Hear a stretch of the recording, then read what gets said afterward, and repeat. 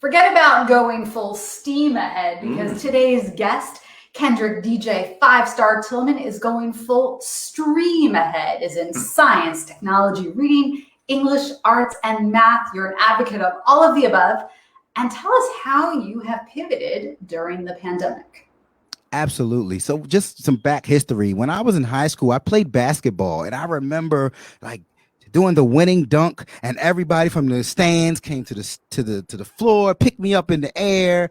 And then I had a dream after that, when I got to Morgan State University working on my electrical engineering degree, that same excitement was for education. And so I found a way to combine my engineering degree with me being a professional DJ. So actually I started scratching the record and saying, hey, this is kinetic energy. This is friction. This is physics. And then we talked about how technology affected the DJ industry. That can control what you see with this record. So that's how technology affected the DJ industry. The definition of an engineer is nothing more than creating something to solve a problem. And then math is actually in DJing all the time. So when we think about how fast a song is going, because we want to make a smooth transition, I said, oh, I need to tell the students about this. And so 10 years later, it's been an amazing ride of just really focusing and being that STEM advocate and STEAM advocate. Now we use the term STREAM, that includes reading and with the arts and engineering and science and technology and the math. But now we have a full-blown product that teaches you how to DJ using 5th grade through 9th grade math. So we're excited about this product, and I would love to show it to you if I could. Yeah. I thought you were going to slam Keith for a minute there when you were talking about basketball because it's 6'9". I know. I was like, wait a minute now. I wouldn't want no trouble. Keith and I. So this is our full-blown product. It's a branded Math Through Music in a duffel bag, but it actually comes with a hard copy of the curriculum. Oh, I think I lost you. Well, we're still here. We're here. You found us. There we go. I'm here. So this is our curriculum that is a hard copy. Let me see if I'm moving to you here, maybe. And so it comes branded as a record. So it takes about 30 days to get the kit back because this is a real 45 record. It's melted down. And so all of our concepts, basically, for example, concept 1, V5, there's actually a video that coincides with that in the laptop that you get. So you get your hard copy of the curriculum. You get all of your software, you get your laptop with unlimited downloads on music for a year, and basically embedded videos to coincide with our hard copy of the curriculum. So we don't have to be there and actually show up. And so then it comes with the actual turntable, a digital turntable that is. Wow. And that is really cool. I think my stream deck done skipped the scene, so I'll come back momentarily once I just figure out where it went. Oh, there it goes. Stream deck. Here we go. And so you have your controller here. You have your laptop here and everything branded Math Through Music. And so we've just been excited to be able to have the product partnership in Canada. So this exists. Partnership is in Canada. The Canadian federal government did a 5-year study. So we actually doubled math scores everywhere Math Through Music was at. So we're looking to partner with educators. We're in the extended learning space, so we don't want to be looked at as competition for educators, but more as a complement for educators. And we're excited about just finally accomplishing that goal of having a product. You know, like we know that trying to scale up a service-based company has its challenges, especially when you start growing and with your team, and you got to rely on people to be on time and speak the way that you would speak. It comes with challenges. Absolutely, all the time. And you know what's amazing is to see our neighbor from the north adopt this so quickly, which I think is absolutely amazing. You know, and truly have a forward-thinking understanding that education doesn't have to be the old school way, but we can take some new concepts, which we have to, because that's why we started this whole show, the Surefire Show, because you got to pivot. If you're not pivoting, you're dying. Absolutely, and I think with the definition of insanity being doing the same thing over and over again and expecting a different result, it was kind of part of our why. When you and I were all in grade school, 70 was passing, 60 was failing. And then sometime after we graduated, they made 60 passing and 50s failing. So I said, well, why are we lowering our expectations? I just think we should change our approach to delivering STEM education. We're kind of all in that same age group where we had an analog childhood, but a digital adulthood. So we know how to communicate with our baby boomers. We know how to communicate with millennials, but they don't know how to communicate with each other. And so us as that Generation X, if you fall in that 1965 to about 1984 time frame, you understand how to communicate with both of those generations, and it helps to leverage the center of influence and the energy of our millennials, and then also the wisdom and the experiences of our baby boomers. And so I have a personal goal of just making that knowledge transfer a little more seamless. That's why we're the best generation. Exactly. I mean, it's real simple that way. We can talk to either argument. But it's absolutely brilliant because keeping kids' attention, we have 4 kids, they're all doing online school, keeping their attention. We've watched some of the classes. I mean, it's painful. It's really painful to see how some of the courses and studies are taught. And what you're doing is you're relieving absolute frustration in the minds of kids. Yes. They did a study with Stanford University here in the United States with Math Through Music. And it's kind of like our first day. Every time we start with anyone, we have this survey that basically asks you one word to describe math. And so they started from having the partnership with Stanford University to do a study on 700 students.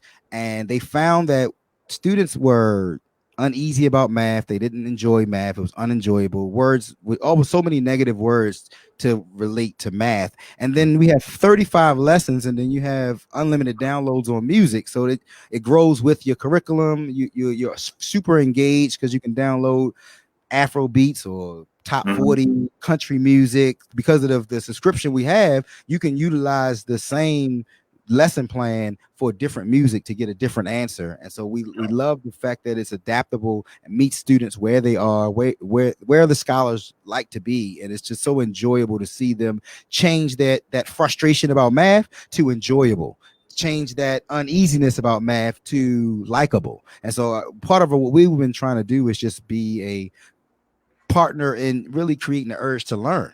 For us, when I was in college, I just got grades because I was told I needed to get good grades and go ahead and get an engineering degree. But when I realized that it's about finding your life's work has 3 ingredients. So it's like your passion, something you love so much you would do it for free, mixed with sustainability, meaning whatever problem you solve or the needs you satisfy, mixed with making the world a better place.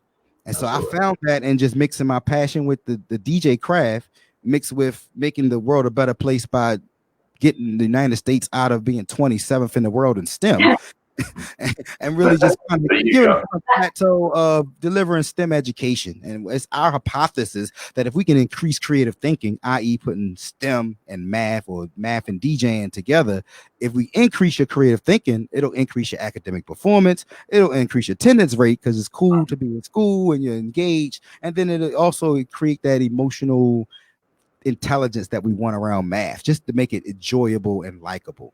And so with that, we've have a few partnerships that are really moving in the right direction. We have a virtual world. We have our Media Masters service that we deliver content virtually and physically. We bring screens out physically for a lot of the national conferences like NSBE or the engineering firm. We have a partnership with the National College Resource Foundation in LA, and we do their college expos.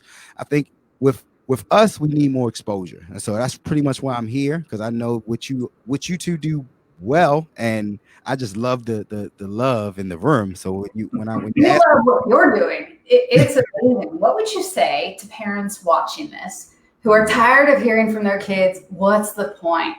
I'm never going to use this algebra or geometry or calculus. Can you give us some more practical ways that math is in life that we might not be thinking about beyond music?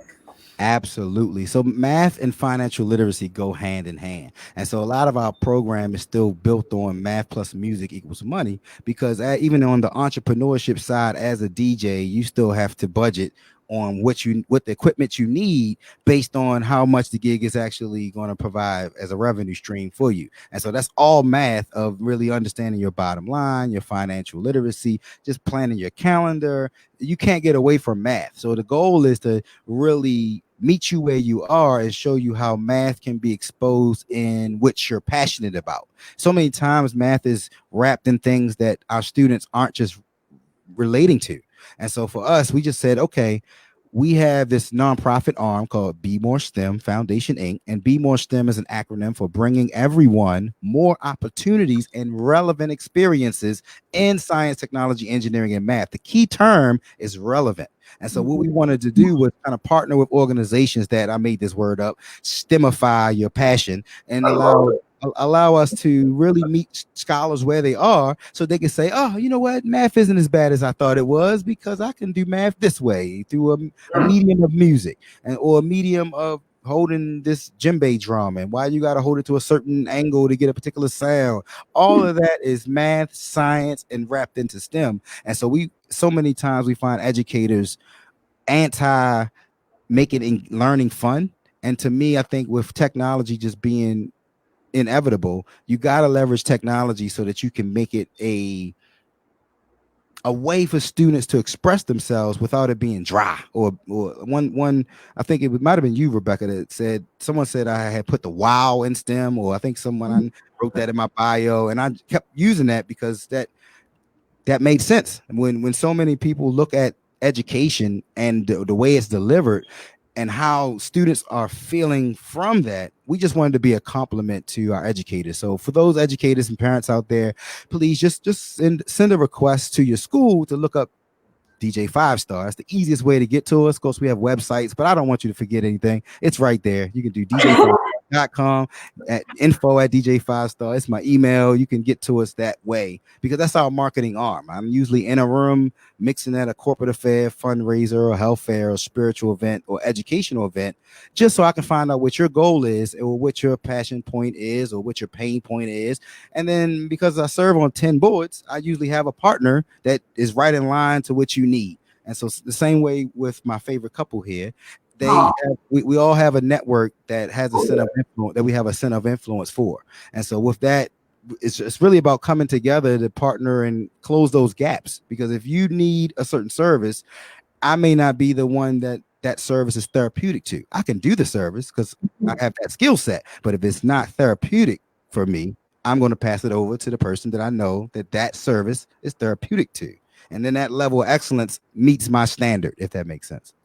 Oh, yeah. Yeah, and I'm thinking about the opportunities that you have are endless. I mean, you talk about doing students, but I'm thinking every HR training film that is out there, every certification program throughout states, whether that starts with what our son just got as, learner's permit, driver's license, all the tests, all the different things all the dry stuff out there. I mean, you got, it is limitless, man. Because there's endless red tape for you. Because we train people left and right to make things more wow and interesting. Right. I mean, as you know, we started this company 7 years ago because we go out there and hear people and thought, my God, how do they get paid to do this? They are boring.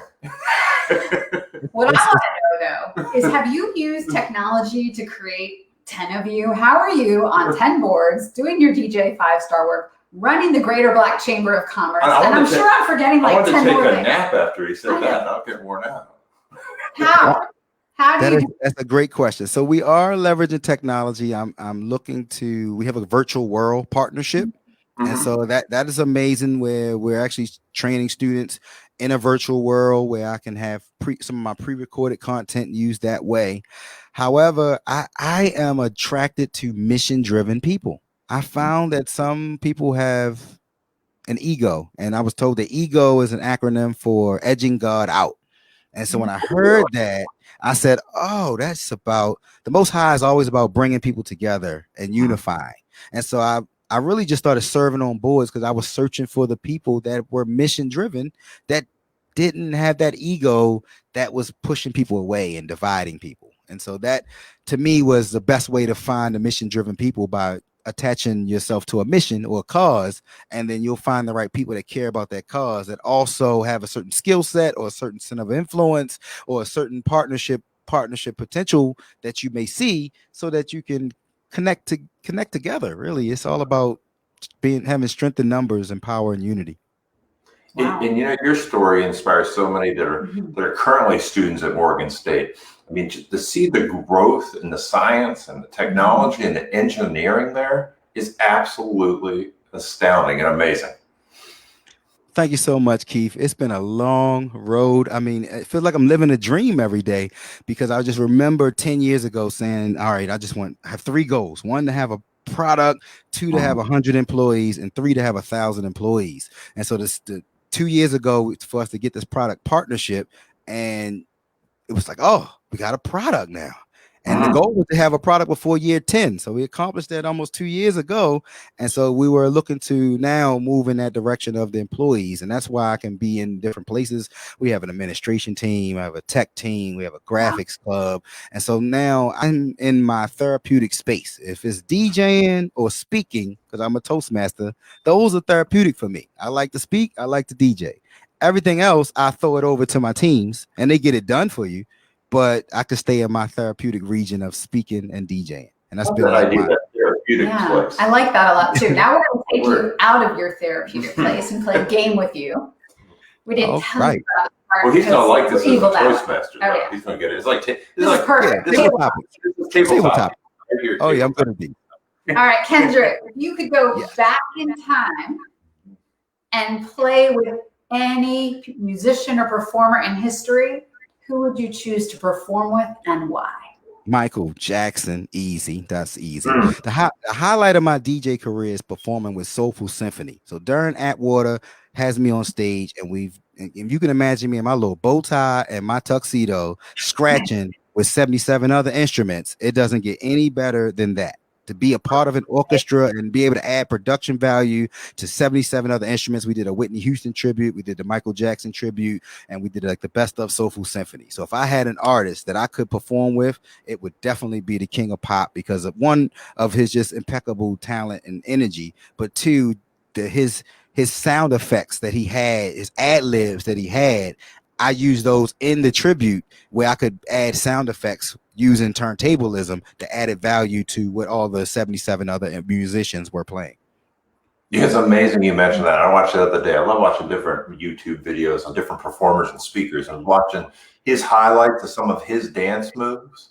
Yes. And still to this day, nobody's amazing to just watch how you put them together. I'm always blown away. Every time I watch it, I'm like, whoa.